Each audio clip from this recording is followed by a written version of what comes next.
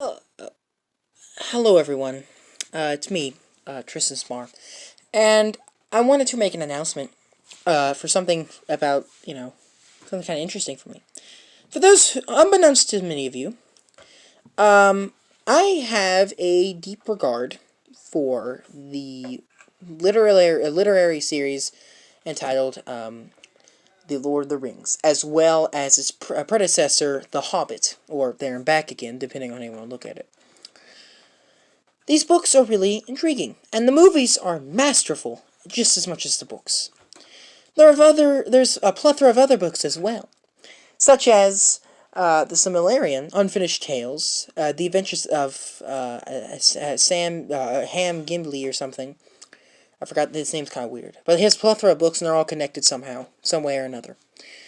And it's really intricate. The series is really in-depth. There's a fictional language you can learn. The world history of this planet is really amazing and everything. But we're not talking about the amazingness of that because the entire world has. I'm going to announce something. I am going to be rewriting The Hobbit. The Hobbit, like I said, was the predecessor to the entire series. It was released in 1937.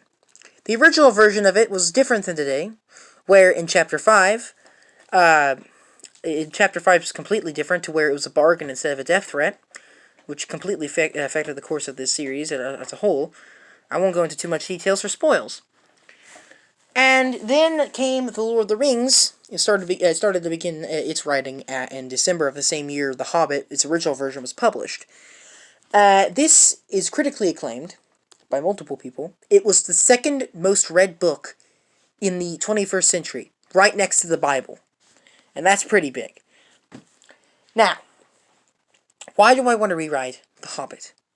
The Hobbit is a masterful book. Although the original target audience was for children, the new version is more, dare say, neutral on the age. There's no moments where it's too childish and too adult. It's just in the midst, like it's for all ages. The story follows around Bilbo Baggins, a hobbit who lives in the Shire. He's the relative of the famous Frodo Baggins, which we see in The Lord of the Rings.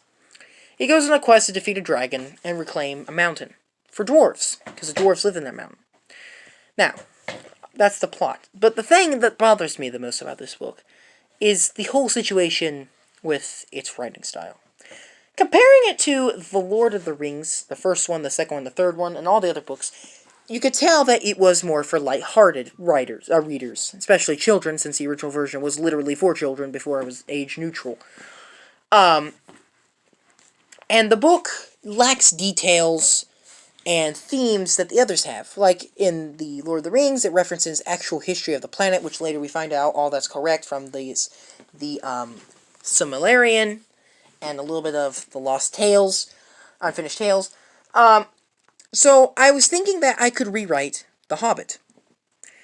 The Hobbit into the more adult style of The Lord of the Rings. It still has the general themes, and also make the ring more prevalent in temptation and things, even though the rewrite version did do that compared to the previous.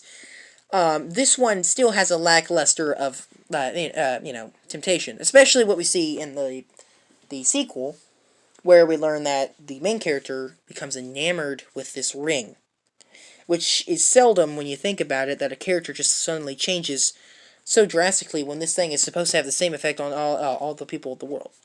Now, what I'm planning to do is I'm going to take information from the Silmarillion, I'm going to take information from Unfinished Tales, and I'm going to do the writing style of The Lord of the Rings and put it into The Hobbit. Now, you might be saying, okay, I understand the Silmarillion because you said it's a history book, but why Unfinished Tales? Well, Unfinished Tales has a segment in The Lord of the Rings that was scrapped, and it talked about why Gandalf chose Bilbo to go on the adventure in The Hobbit. It references that book a lot in there. And I was thinking that since The Lord of the Rings usually starts off with different characters, not actually the main character, and it's more serious and has dark tones and things, I thought about starting off the book with the scrap part. It's talking about a wizard recalling a moment when he talks to the king of the dwarves, which we see in the book, named Thorin. He bargains with him that we should go to the mountain and reclaim it, and we should get to a hobbit that I knows really well. That's going to be replacing the In a Hole in the Ground There Lived the Hobbit as the first part.